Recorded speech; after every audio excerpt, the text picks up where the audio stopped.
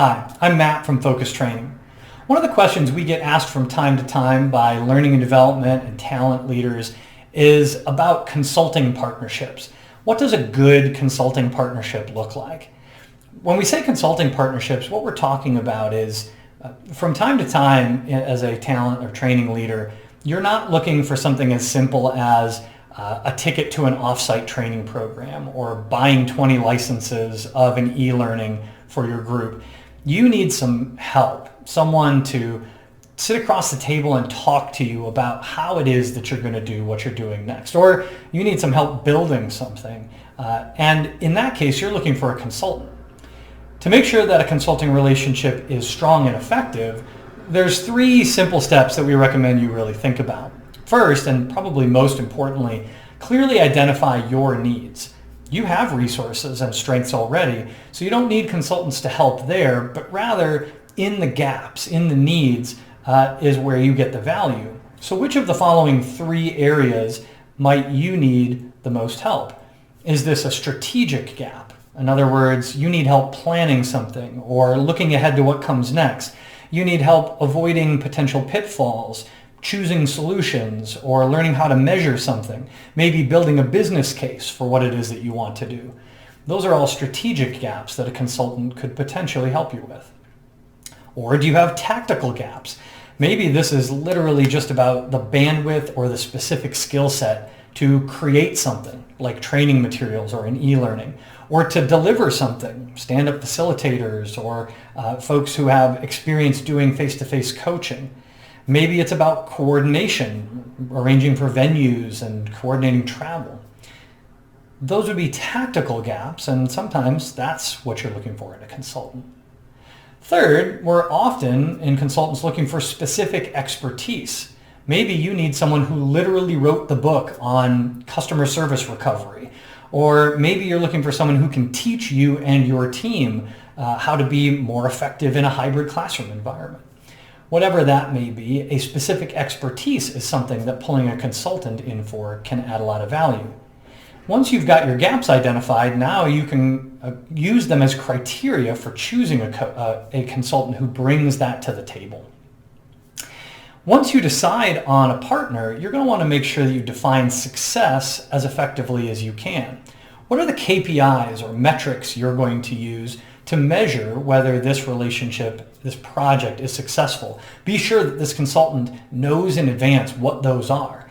If I'm coming in to partner with you, I want to know that your primary concern is reducing turnover in a specific team or department, because that's going to direct my advice, the solutions I bring to bear, and it helps me know how my success will be measured, what the ROI for my time is.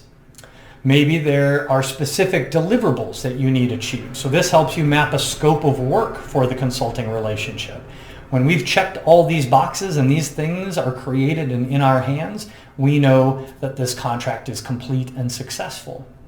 Sometimes you want to add some clarity to the length of a relationship. A short tactical contract might simply be open and shut. I need you to build this e-learning. Now it's built. Our relationship is concluded. Thank you for your time.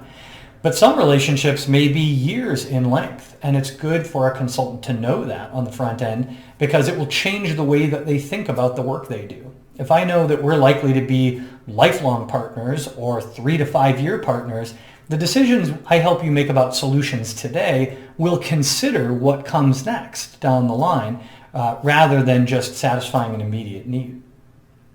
Third, and also very important, work on the trust and integrity in your relationship. How do you know if a consultant is bringing integrity to the relationship? Well, a good way to tell is if they challenge your assumptions or just hit the easy button. If you bring a potential solution to a consultant and they just say, sounds good, let's do it, rather than saying, why did you come up with that solution? What is the outcome you're looking to achieve? Have we looked at other solutions? That kind of pushback tells you that the consultant is investing their energy and expertise in this, not just giving you what you've asked for. This is especially a good sign if they are bringing those challenges and other solutions to the table when it would actually cost them more money to do so. So I'll give you a quick example. we frequently find ourselves having conversations with potential clients who believe that training is the answer to their problem, only to discover through our conversations with them and leaders in the business that there are a number of different variables driving the problem that they have. About a year ago, I had a conversation with an executive where I said early in the process, this doesn't sound like a training problem to me. Sounds like you need to have a conversation with your HR leaders about your comp packages and your PTO and vacation policies. That's where a lot of this frustration appears to be coming from in our initial conversations with your people, not from a lack of training or development. A consultant who will sit across the table and tell you, don't spend money with me because it's not going to give you the best value, is probably treating you with a good deal of integrity. At the end of the day, a consulting partnership is a relationship.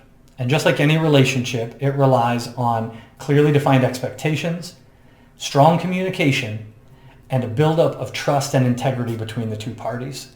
And if you lean on those three ideas when you partner with a consultant, I think you'll end up very happy with the results.